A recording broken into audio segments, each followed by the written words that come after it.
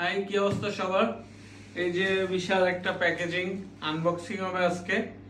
আর unboxing এর শুরুতেই সবাইকে সরি, যারা অর্ডার করেছেন আখের গুড় দিতে একটু লেট করেছি, কারণ এবার আখের গুড়টা তৈরি করাটাই আমাদের মানে একটু লেটে শুরু হয়েছে।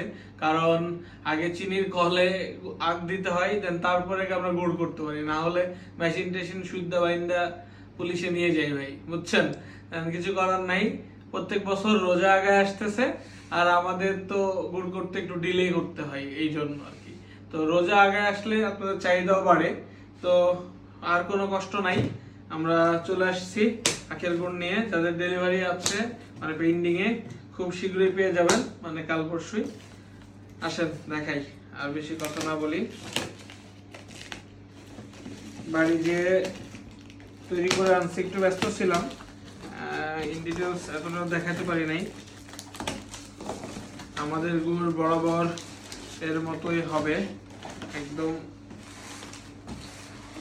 নিজস্ব জমির আখ থেকে আমরা নিজেরাই প্রস্তুত করে থাকি, এটা আপনাদের বলা লাগবে না। এই যে সুন্দর করে প্যাক করা আছে আমাদের ঝোলা দানাদার আখের গুড়টা। জাস্ট কালারটা দেখেন ভাই, যারা গ্রামে থাকেন তারা তো বুঝবেনই, মানে কেমন একটা কালার থাকে, যেগুলোতে হাইড্রো চিনি বিভিন্ন কেমিক্যাল ইউজ থাকে। কিন্তু আমাদেরটা একদম জাস্ট আখকে মাড়াই করে সেখানে রস থেকে জাল দিয়ে গুড়টা তৈরি করা। মাশাআল্লাহ, সেই সুন্দর একটা কালার আসছে, ঘ্রাণটাও অনেক সুন্দর, টেপিং করা আছে।